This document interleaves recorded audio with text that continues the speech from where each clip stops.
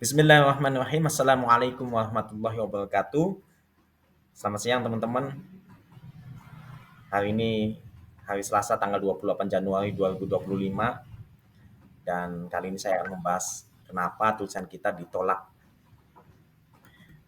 Pernah ngalamin nggak? Kita sudah susah payah nulis, susun kata demi kata, mengirimkan ke media tujuan, ternyata ujung-ujungnya ditolak gitu ya. Rasanya memang pahit. Tenang ya, kita coba bongkar alasan kenapa sih tulisan kita itu ditolak dan bagaimana caranya supaya bisa tembus ke media tujuan itu. Tapi sebelum lanjut, jangan lupa like video ini dan subscribe biar nggak ketinggalan tip kepenulisan lainnya. Ayo kita mulai. Jadi, mengapa sih tulisan kita ditolak oleh media tujuan gitu ya? Ya, pertama tidak sesuai dengan ideologi media itu. Entah tema umumnya gitu ya, atau memang ideologi dari media tersebut itu. Contohnya ya, kalau kita kirim tulisan ke pajak.go.id ternyata yang kita kirimkan adalah tulisan terkait ekonomi makro saja gitu.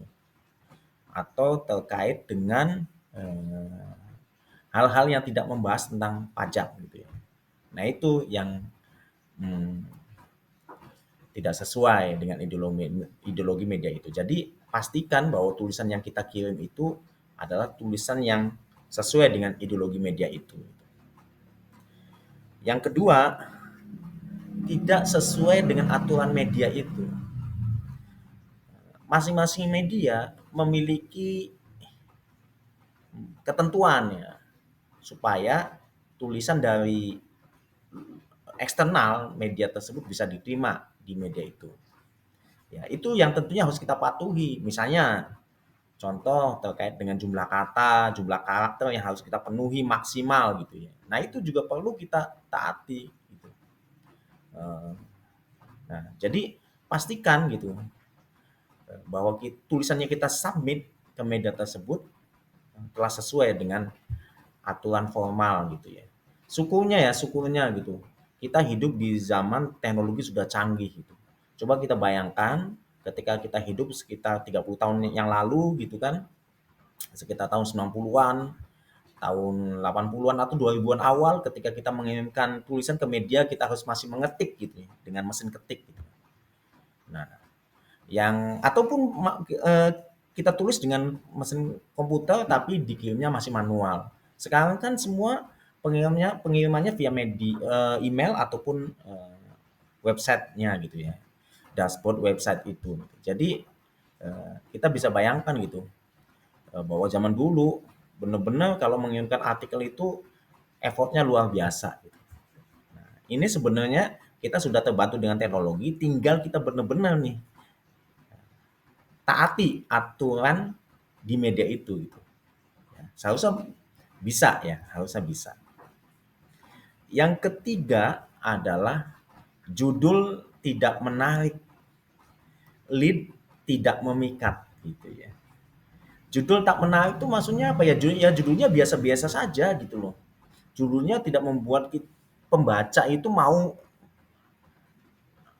membaca tulisan kita gitu. Ya.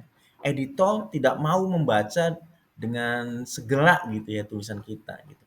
Lead itu paragraf pertama gitu, kalimat pembuka, paragraf pembuka tulisan kita tidak memikat gitu. Biasa-biasa saja gitu. Nah, oleh karena itu sebelum kita mengirimkan tulisan tersebut, coba kita bisa nggak membuat judul yang menarik, lead yang memikat gitu ya. Nah, untuk lebih detail dan mendalam terkait bagaimana kita bisa membuat judul yang menarik, lead yang memikat, kita coba bahas di lain kesempatan ya. Oke, kita lanjut. Kemudian, mengapa sih tulisan kita itu ditolak oleh media gitu ya? Tulisan yang kita kirim memiliki topik yang terlalu umum gitu ya. Atau tidak aktual, tidak sesuai dengan isu terkini gitu. Nah, ini kadang yang juga membuat editor tidak melirik tulisan kita gitu ya. Karena apa? Barangkali ada penulis lain yang mengirimkan tulisannya itu dengan topik yang aktual, topik yang kekinian, topik yang memiliki dampak eh, terhadap masyarakat lebih luas gitu kan. Nah, ini dia. Jadi kita sebenarnya ketika kita submit tulisan itu bersaing juga dengan tulisan penulis lain. Oleh karena itu, sebelum kita mengirim tulisan, sebelum kita membuat tulisan, pastikan tulisan kita itu memiliki topik yang khusus, topik yang aktual gitu kan. Atau dalam kaidah jurnalistik yaitu tulisan kita itu memiliki ide yang sesuai dengan nilai berita gitu ya.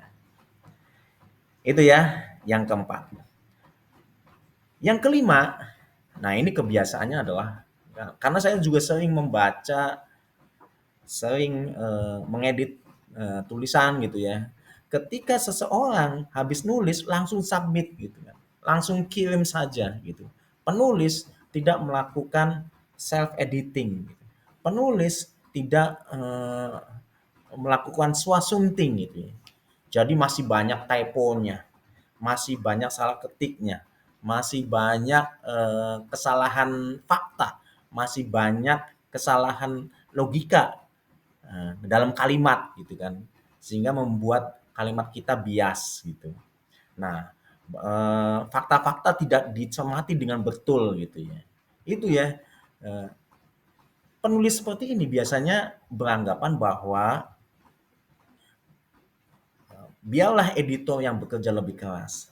Hei teman-teman semua, teman-teman penulis gitu ya. Jangan seperti itu ya. Editor itu adalah raja ya, kalau saya mengutip soal kalimat dari jurnalis Tempo ya. Editor itu raja, penulis itu kelas 2 gitu. Yang punya kuasa itu editor. Jadi cobalah sebelum menulis, sebelum mengirimkan tulisan atau artikel itu ke media atau ke suatu percobaan, tolong lakukan self editing. Tolong lakukan swashing. Jangan sampai tulisan itu ya, memiliki kesalahan fakta, kesalahan dalam logika berkalimat, eh, kesalahan dalam penulisan dan lain sebagainya. Sering kali kita menggunakan kata baku daripada sering kali kita menggunakan kata yang tidak baku daripada kata baku gitu. Itu ya. eh, 2 hari sebelum saya membuat konten ini, saya menulis sebuah tulisan yang saya kirimkan juga ke media itu. Saya membaca berulang kali memastikan tulisan saya tidak ada kesalahan-kesalahan gitu ya, kesalahan-kesalahan teknis gitu ya. Saya senantiasa berusaha bahwa apapun media itu, saya akan mengirimkan tulisan saya, akan mengirimkan tulisan terbaik saya gitu. Nah itu teman-teman, coba ketika kita mau kirimkan ke media, pastikan bahwa tulisan kita adalah tulisan yang terbaik. Oleh karena itu, swasunting juga harus kita lakukan dengan sebaik-baiknya. Itu ya yang kelima. Yang keenam, yang keenam ini yaitu tidak mempelajari tulisan yang sudah pernah dimuat. Nah ini teman-teman ya, tidak mempelajari tulisan yang sudah pernah dimuat. Sebenarnya kalau mau benar-benar niat supaya tulisan kita itu bisa dimuat di media tersebut, seharusnya kita belajar, pelajari tulisan yang pernah dimuat di media itu. Gitu. Kita telaah, kita pelajari dengan betul-betul, kita pelajari dengan saksama gitu ya. Karena apa? Karena tulisan yang lolos dari editor dan dimuat dalam media itu berarti lolos dari penyaring yang telah dibuat oleh editornya. Berarti kan itu sudah memenuhi kriteria yang telah ditetapkan oleh editor. Jadi kalau kita bisa ya mempelajari tulisan yang sudah dimuat itu berarti kita setidaknya sama dengan pikiran dan kriteria yang telah ditetapkan oleh editor itu.